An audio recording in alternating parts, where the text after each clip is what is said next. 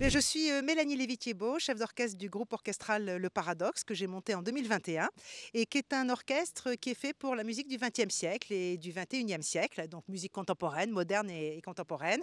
Et donc là, on met à l'honneur évidemment Georges Delerue, compositeur de musique de film, mais aussi pas que de musique de film, et Jim Parker aussi, qui est toute l'arrivée du jazz, voilà, après 1900.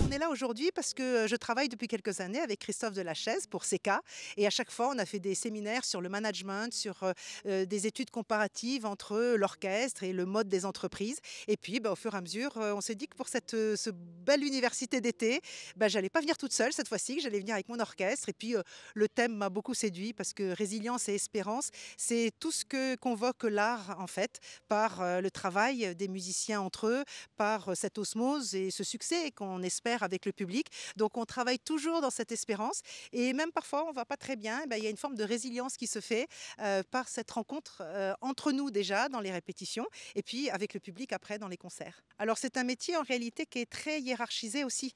On n'est pas une bande de jeunes qui travaillons jusqu'à que ça nous plaise. En fait, il y a des horaires, il y a des pauses syndicales, il y a des syndicats très très forts. On travaille avec le DALOS sur la table. Donc on a des règles d'entreprise aussi, des chartes d'orchestre, des cahiers des charges. Et en fait, moi j'ai toujours trouvé que toutes ces règles, très staccanovites, très très dures, très militaires, on me dit parfois, elles nous aident aussi à trouver notre liberté dans le travail. Parce que quand on n'a rien à penser, quand on a une fin de répétition, un début de répétition, une organisation de pause, on est efficace dans le temps de travail. Et ça a beau être de l'art, il faut être efficace aussi parce que quand on travaille trop avec les artistes, on les épuise aussi. Donc ça, toutes ces règles-là sont un garant de la bonne forme, on va dire, des musiciens, du chef d'orchestre aussi, hein.